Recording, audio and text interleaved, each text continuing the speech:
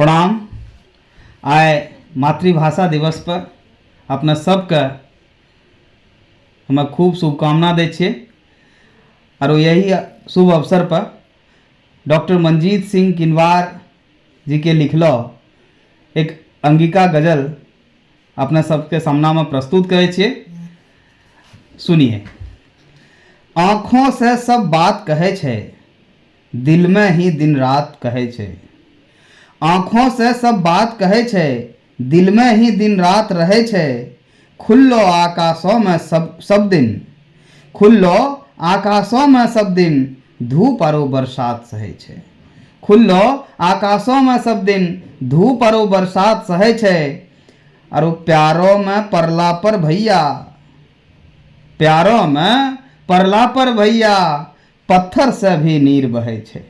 प्यारों में परला पर भैया पत्थर से भी नीर बहे छे। और घी के प्रेमी घी के खातिर, घी के प्रेमी घी के खातिर मट्ठा के भी खूब महे छे। और सब बोले किनवार गजल में, सब बोले किनवार गजल में कहनो कहनो बात गहे छे। आँखों से सब बात कहे छे, दिल में ही दिन रात रहे छे, दिल में ही दिन रात रहे छे। प्रणाम।